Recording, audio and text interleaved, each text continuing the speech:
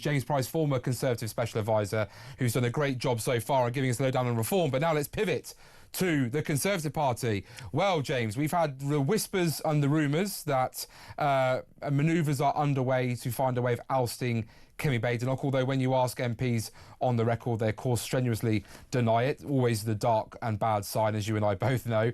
And then we've got whispers that Boris Johnson has supposedly been reaching and whispering out to see what the view is about him coming back. But then some senior Conservative members of Parliament suggesting there is, quote, no appetite to see Boris Johnson return, and they see him as being unpopular with floating voters and that the political landscape has changed, as well as believing one shadow cabinet minister telling The Telegraph they couldn't think of a, quote, a single one of their colleagues who thought Mr Johnson returning would be a good thing. James, is Boris Johnson the last saviour of the Conservative Party as we know it?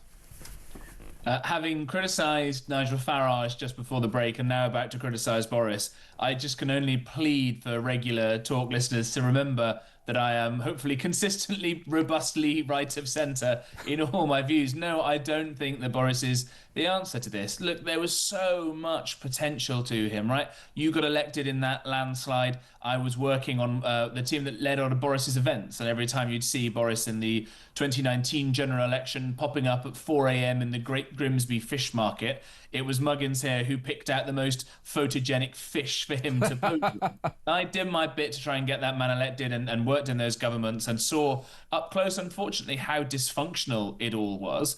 And also, I think that whilst he may seem popular in terms of polling at the moment, a lot of that might be name recognition because more people have heard of him than lots of other people, and people do not connect Boris to a lot of the policy failures of his government. And all Keir Starmer and Nigel Farage would have to do were they to go up against him, just hold up a big chart about immigration statistics. You'd say it's very, very high for a long time. It's much higher than people ever really think about and realise. But there is a massive spike that happens that is known as the Boris wave. And this is when Boris bungled the immigration rules. And we have now been flooded with a huge number of low-skilled migrants from alien cultures and from all around the world who have been causing all kinds of economic and other cultural maladies to the country. And that, I'm afraid, is largely through weak leadership on Boris Johnson's part. So no, I don't think he is the answer at all. What do you think about Kemi Badenoch? It seems that the polling is going all the wrong direction. We're now polling regularly between 17 and 19%, in two pollsters having her as being more or behind the Liberal Democrats now in fourth place. However, there is a ray of sunshine, as you can see from what's on the screen, but for listeners who are tuning in via their radios, there was a YouGov survey that suggested that Kemi Badenoch is actually more popular than Nigel Farage if people had to choose between them two for who would be Prime Minister. Do you think it's just a case, as Kevin Hollinrake, the Shadow Secretary of State for Communities, Housing and Local Government, said earlier, about holding our nerve and not getting panicked? Or is Kemi on the clock? I think she is on the clock, as you say, and anybody would be, because it's such a momentous uphill climb for her to make. It's not just the worst ever election defeat that Rishi Sunak led the Conservatives to last year, and therefore the smallest number of Conservative MPs there have been in hundreds of years. It's the fact that the Conservative Party has lost this idea of what it's for. What is the story that we're telling? The story that's going to try and make Britain a better place. We should be so well placed to make those kinds of stories, because I don't think that the Socialists and the Labour Party have any great love for the country, and I don't think that the Reform Party have yet got a good grasp on the right kind of policies and where the bodies are buried and the sorts of radical changes, reforms you might say, that are really needed in the country. And yet, because we haven't had a proper story on either of those fronts, the Conservatives are really suffering. And Kemi, I think, whilst she was really quite robust and outspoken when she was a minister in government, she now feels, again, like we talked about with Lindsay Hoyle, all these advisors, and they're all good people, but people warning her to be more careful, more conciliatory, trying to reach out and all these things. And I think that's a mistake. I think that she should just go guns out, proper red meat right-wing Conservative the way that she is, because that's what she actually believes. And although some people might not believe or agree with some of that, it's always better when you see a politician being authentic on these things and just coming out and saying what a total mess we're in. And we can't just hide behind, oh, well, we're still working out our policy platform, not when there is such a strong reform revival going on at the moment. Obviously, this poll from YouGov also posed another interesting question. Nigel Farage comes last behind every other leader, about 14 points behind Sir Keir Starmer. 15 points behind Sir Keir Starmer, 14 points behind Ed Davey, and obviously 4 points behind Kemi Badenoch. Is Farage a problem for reform? Can Nigel Farage outdo that polling in order to get himself into number 10? Or is reform nothing without Nigel Farage? It's a really, really good question, isn't it? You may remember in about 2013, 2014, certainly, when UKIP won those European elections that kind of forced David Cameron to pledge a referendum on our membership of the EU. There was this weird phenomenon whereby the more popular Nigel Farage got, the less popular the idea of Brexit became, because he is such a polarising figure. And I think when you take somebody like Rupert Lowe, who I just think is absolutely superb, out of the reform mix, they're down a name there. And then they're down sort of, what else have they got? Who else are they? What kind of infrastructure have they got? And it becomes a very Farage one-man band. And he has a huge number of very admirable qualities to him, Nigel. He clearly does love his country the way I don't think Keir Starmer does. Clearly has an amazing ability to communicate and to jump on new technologies as well. He's massive on things like TikTok that I won't go anywhere near because it's a Chinese spying app, but he's very effective at these kinds of things. And I wonder whether he'll have enough steam to kind of get himself to the next election, and also whether, who else is going to be joining reform if they do win.